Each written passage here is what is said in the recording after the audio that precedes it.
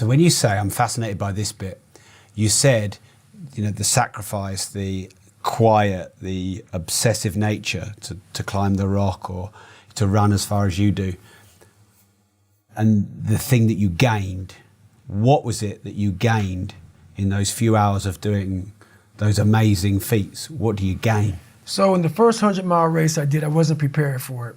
And I won't go deep into the story, but I detail it well in the book. Basically, I ran 101 miles in 19 hours and 6 minutes unprepared. On myself, pissed blood down my leg, had 30 miles to go. Horrible, worst pain of my entire life. In that 19 hours and 6 minutes, and that's all it was, I lived 100 years. I was able to pack 100 years in 19 hours and 6 minutes. All the emotions, the highs, the lows, the trauma, the failure, the success, the victories, everything you can put in a life, I put it in 19 hours and 6 minutes. And the beauty that comes out the other side of that, what happens in that time frame when you're at mile 70 and you're all up and your body is destroyed and you have 31 miles to go, and you now have 31 miles to go, you're in the worst shape of your life with 31 miles to go. It's in that 31 miles that I was able to crack open another part of the human mind, a part that very few people are able to examine, because why? They're not willing to go there. Like back to the rock.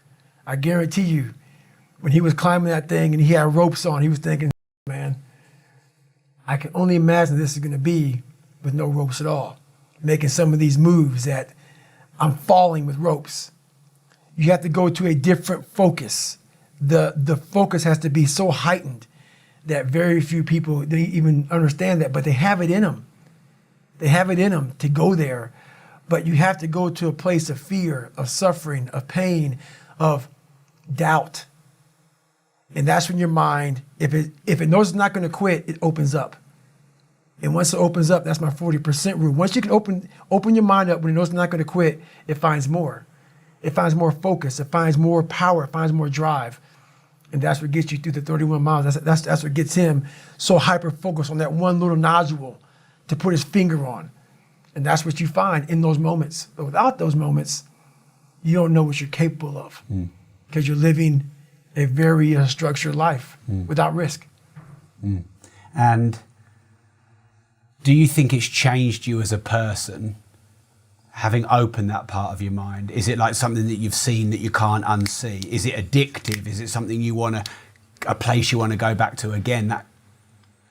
It's not addictive at all, because you don't want to live there, you know, but it's definitely a place that makes you look at people very differently.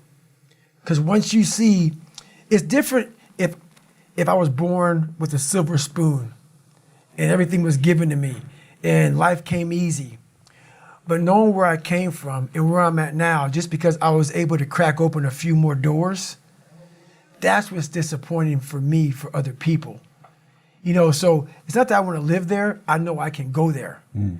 And once again, I know other people can go there. So I guess that's the thing with me, is I know I have the ability now to go to a place that's very, very hyper-focused, that I can accomplish some pretty amazing feats. Not because I'm amazing, because I allowed my mind to be open-minded for the possibilities of what can I achieve. I'll let you have your sip of water. Right.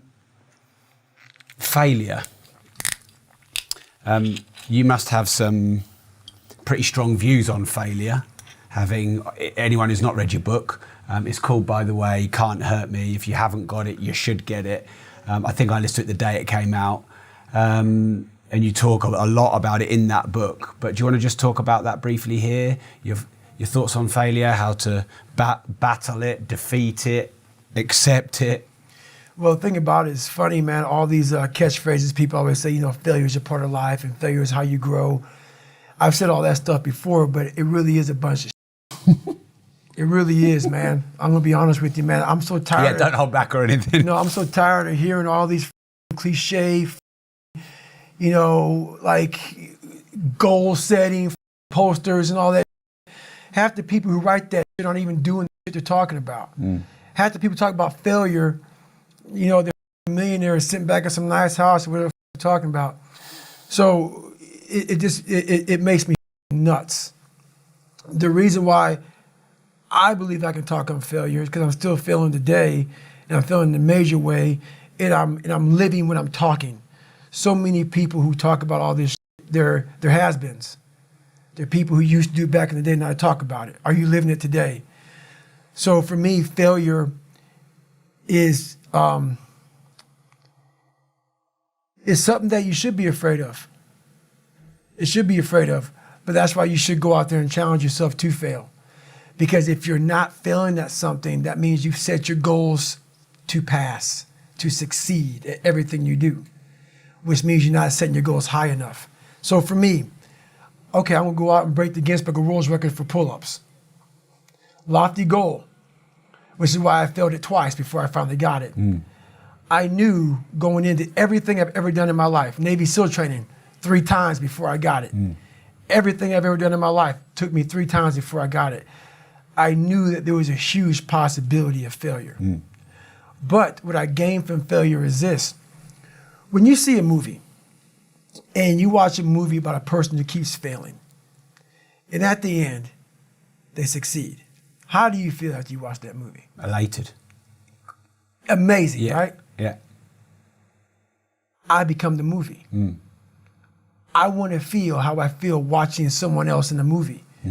When I watched Rocky get his kicked, and I watched all these different things of failure, I was able to put myself there and say, God, man, how much do you feel now that you finally got there? That's what failure has done to me. I've watched so many things and watched someone succeed at the end of it. It's like, God, I want to feel like that. But failure causes that one feeling. Without that failure involved, you don't have that feeling. If you just pass and you succeed and you're great, that feeling, yeah, okay, I'm good.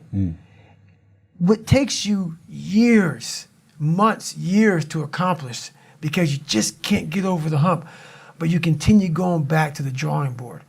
You're looking for those few seconds after you finally figure out the equation, whatever the equation may be, to get you to finally pass, to succeed. I live for that feeling, but I can't get that feeling without going through, I failed this equation, I failed this one, I failed this one, I failed this one. Oh, I'm figuring it out. So you start to feel it before you even pass, before you even get to the success part. And then once you succeed, the feeling is unbelievable. And you take that feeling of success through failure and you put it in your cookie jar. And you say, I'll come back and get you again. I'm gonna need you again down the road in my life to call on you. So basically then, the level of satisfaction in the success is directly linked to the size of the failures. The bigger the failures, the better the feeling of success. That's right. Does that become addictive? It does. Yeah. It does. It becomes so addictive that you don't mind failing anymore. Because you know now, oh, next time. I bit off on something real big, Yeah. which means the feeling is going to be really big. Yeah. So, yeah, that's what, I mean, it takes failure to get the best feeling in the world.